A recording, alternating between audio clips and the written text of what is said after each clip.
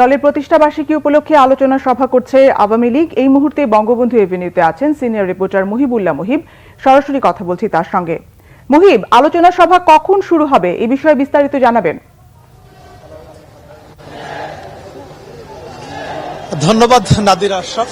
আপনি নিশ্চয়ই জানেন যে আওয়ামী লীগের ৭৫তম প্রতিষ্ঠা বার্ষিকী অর্থাৎ প্লাটিনাম জয়ন্তী চলছে এবং সে কারণে কিন্তু ইতিমধ্যেই বেশ কিছু কর্মসূচি পালন হয়েছে।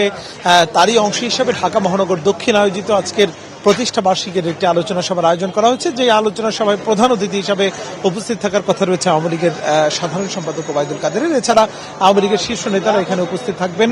ইতিমধ্যেই কিন্তু খণ্ড খণ্ড মিছিল নিয়ে এই সমাবেশের স্থল বঙ্গবন্ধু এভিনিউ যে আওয়ামী লীগের কেন্দ্রীয় কার্যালয়টি রয়েছে সেখানে নেতাকর্মীরা আসতে শুরু করেছেন। ইতিমধ্যেই আপনি দেখতে পাচ্ছেন যে একটু বৃষ্টি স্নাত পরিবেশের মধ্যে মূলত এই সমাবেশটি হবে। কখনো কখনো আমরা রোদ দেখতে পাচ্ছি, কখনো কখনো আবার বৃষ্টি। তো সব মিলিয়ে একটু ভিন্ন ধরনের আবহাওয়ার মধ্যেই মোটামুটি এই সমাবেশটি অনুষ্ঠিত হবে। তবে আপনি সামনের দৃশ্য নিশ্চয়ই দেখতে পাচ্ছেন যে নেতাকর্মীদের জন্য যে চেয়ার পেতে রাখা হয়েছে সেটি কিন্তু এখন পর্যন্ত খালি রয়েছে।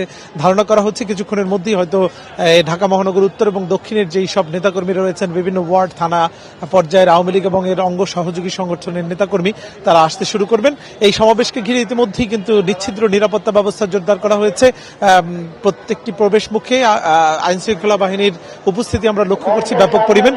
তবে এই সমাবেশ থেকে কি ধরনের কর্মসূচি ঘোষণা করা হয় সেটির অপেক্ষায় আমরা রয়েছি।